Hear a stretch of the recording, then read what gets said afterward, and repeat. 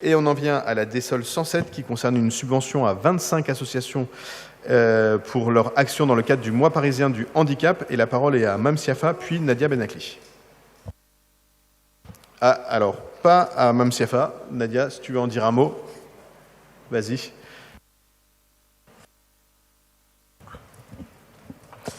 Merci Monsieur le maire, mes chers collègues. Donc, je tiens à saluer et à soutenir pleinement les actions menées dans le cadre du mois parisien du handicap, un rendez-vous essentiel qui chaque année met en lumière les personnes en situation de handicap. Il favorise les échanges et les partages entre les associations, les acteurs publics et privés et crée un espace de rencontre ouvert à toutes et à tous, qu'ils soient en situation de handicap ou non.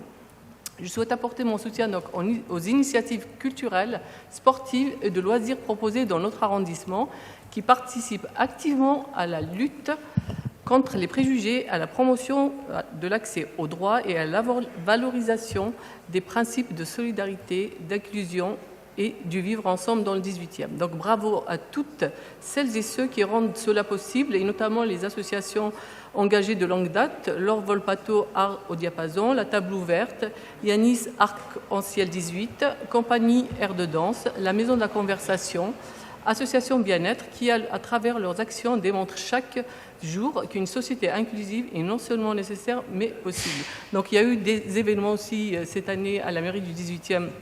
Il y a eu un concert de Sonny Sienski, une personne en situation de handicap accompagnée de Laure Volpato, une pièce de théâtre autour de l'accessibilité des personnes en fauteuil organisée aussi par la mairie du 18e.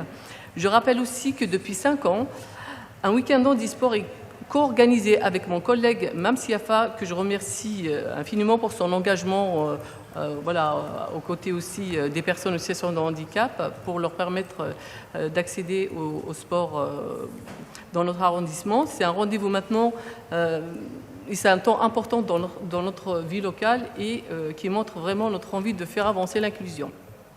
Et tous ces événements nous rappellent que l'inclusion et la solidarité ne doivent pas rester des idées, mais se vivre tous les jours, à l'école, dans les quartiers, dans nos équipements publics et dans la façon dont nous partageons la ville ensemble. Je veux aussi dire un grand merci à toutes les personnes en situation de handicap parce qu'elles nous inspirent par leur courage, leur créativité, leur engagement et leur joie de vivre. Et ça, c'est important donc, de soutenir ces actions et de montrer ce qui compte vraiment pour nous. C'est pourquoi je vous invite à voter pour cette délibération et continuer tous ensemble à faire vivre une société vraiment inclusive dans notre arrondissement. Je vous remercie. Merci beaucoup Nadia Benakli. Je vais donc mettre aux voix la DSOL 107 qui est pour, qui est contre, qui s'abstient, qui ne participe pas au vote. Elle est adoptée.